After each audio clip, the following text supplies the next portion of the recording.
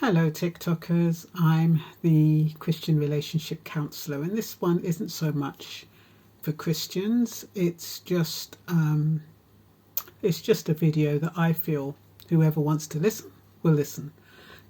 But it's basically about love bombing. And what do they call love bombing? Well, love bombing is when you meet somebody and they literally overwhelm you with love. Now, if you've been deprived of love in your younger years, or you've never received it, it can be quite addictive. I mean, if you've got somebody literally mesmerized by you, they put their arms around you, they call you sweetheart, they hold your hand, they guide you, they open the doors for you, they're giving you stuff, literally overwhelming you with love. You don't know it's love bombing. For you, it's just somebody being overly attentive. Sometimes it can feel a bit overwhelming, but ordinarily it can just, if they've got it right, it can be just the right amount to convince you that they are in love with you.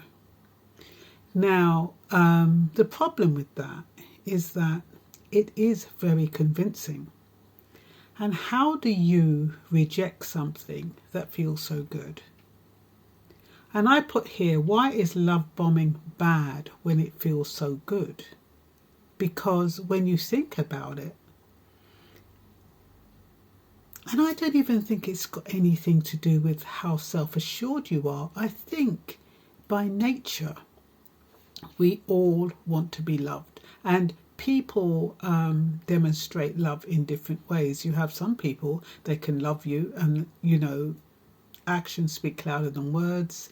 They don't really declare the words. They just literally, you can just tell or you can just feel it. The thing is with love bombing is that you do get a sense that it's not quite real.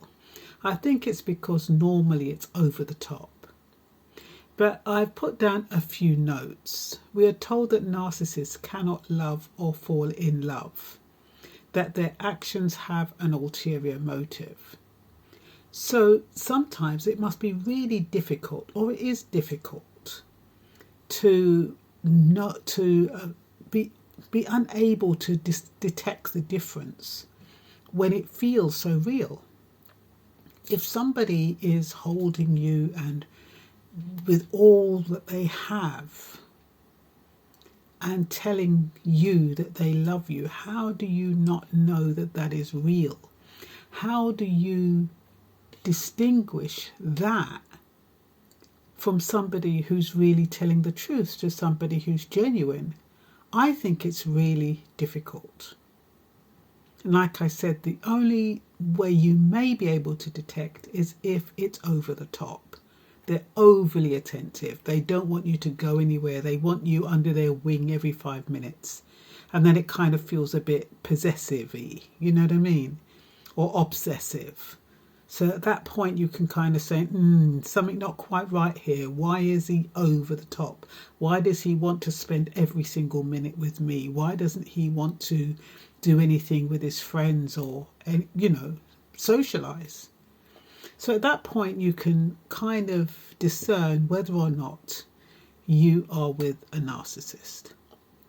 So I understand that like an impetuous child or a spoilt child, a narcissist can withdraw love when he doesn't get what she wants. Well, to me, that's just being spiteful and revengeful. I think we all have it in us. If something doesn't go our way, we pout.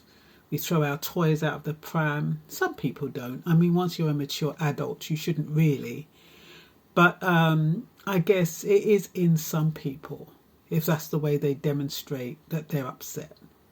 But I think really, when you think about it, if you're a mature and emotionally intelligent person, you wouldn't really react like that. So that's probably another sign. Somebody who throws their toys out the pram when they're not getting the attention and that they need. So what does this spitefulness and revenge look like? Well, it's gaslighting. It's trying to put all the blame on you, trying to make out like you're nuts. They say that, something's happened when they know it hasn't. They try to trigger you, to react emotionally, and yeah, it just becomes a bit nasty and a bit sinister. So they'll gaslight you, stonewall you, grey rock you, torment and degrade you in some cases. Sometimes they don't degrade you. Sometimes they just try to make out like you're losing it. And they can withdraw their love at a whim if they don't get what they want. And I think that is where some people get a bit unnerved, because when you have somebody who's demonstrating their love and telling you that they love you, and you know, for me, nothing would change. If I told somebody I love them, no matter what they do, that's not going to change, short of them maybe hitting me or something like that. But, you know, ordinarily, silly little bickerings wouldn't change that love. But with a narcissist, it does. A narcissist can love you over the top 1 minute, and the next minute, all that love is withdrawn. It's like a bank account that's got a lot of money in it, and you go and take it all out. Nothing's left. That is how a narcissist is. And I think that is what is so devastating for people who are in relationships with a narcissist, because they never know when that love is going to be withdrawn. And they cannot believe it can be withdrawn because the love bombing is so convincing. So I've got here, if you're with a narcissist, wouldn't it make sense to psychologically prepare for the inevitable? Maybe it's not that easy not to depend on them for love. If their love is not real, or if it is fickle, should we make the most of the time when it's good? Yeah, I was thinking that if you know that you're with a narcissist and you know that their love is fickle and you know that it doesn't mean squat, and you know that they can withdraw it at any moment, wouldn't it be in your best interest to safeguard yourself against that, and just not be taken in by it? You'd make the most of when it's good, knowing that at some point they're going to withdraw it and jump ship.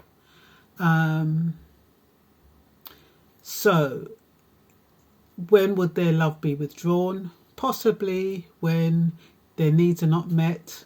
They need to be loved, adored, respected, even when they don't deserve it. So they want us to extend grace, the grace that Christ extended to us when he died on the cross.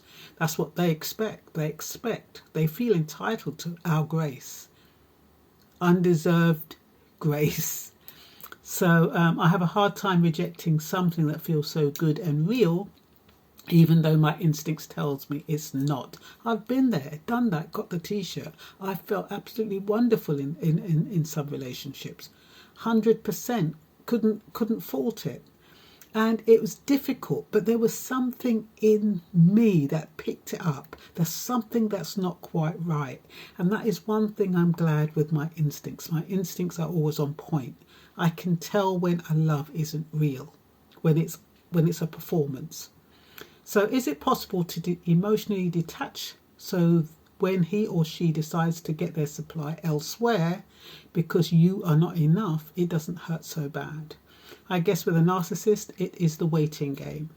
That is where it can be challenging, not knowing when they will jump ship, but knowing that they will. How do you prepare for that?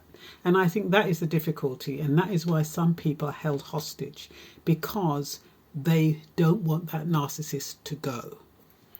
But you have to, they say if you love something, you have to let it go. So you have to know that even though you have to just have it in your mind that a narcissist is going to eventually leave. Because when they're not giving you what you want, and then you decide to take them up on it, they're going to start searching from that moment for a new supply. And they're going to be waiting for an opportune moment when you feel safe to jump ship. So it's about, once you know you've ticked a narcissist off, they can wait years before they get you back, but you know they're going to get you back. So it's about, you can't be complacent with a narcissist. You have to know that you get on with your life, you make sure you plan your life so that anything happens, you're okay. Nurture yourself. Don't depend on them for love. Don't depend on them for validation. Don't depend on them for support. Just look after yourself and everything should be okay.